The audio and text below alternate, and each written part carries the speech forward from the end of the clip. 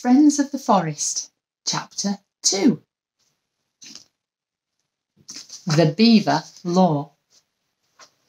A beaver is always busy and bright and helps other people by doing a good turn every day.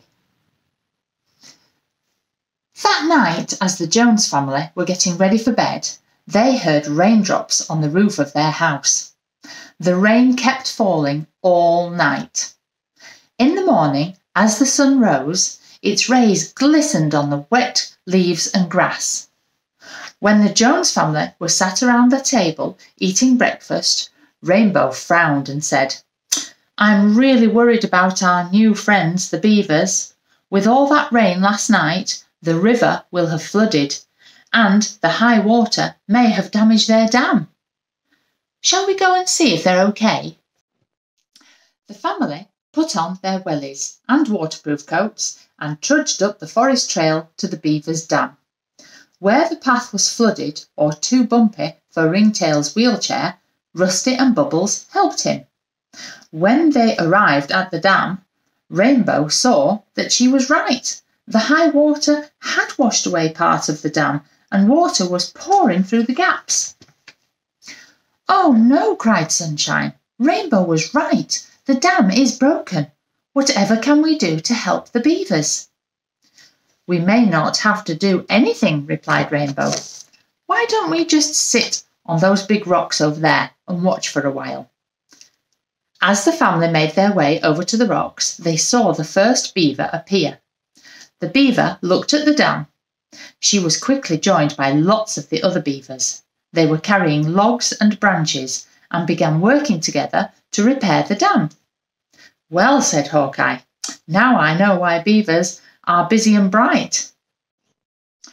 "Oh, look at that little kit over there," exclaimed Sunshine. "See, the one pushing that big log." "What's a kit?" asked Bubbles. "A kit is a young beaver," replied Ringtail. "When a kit has learned how important it is to help one another, then the kit is ready to become an eager beaver. By pushing that big log into place, that kit is learning how to be helpful to all the other beavers in the colony." All the logs seemed to fit together like a jigsaw puzzle. The beavers worked, and gradually the water slowed and the dam was fixed.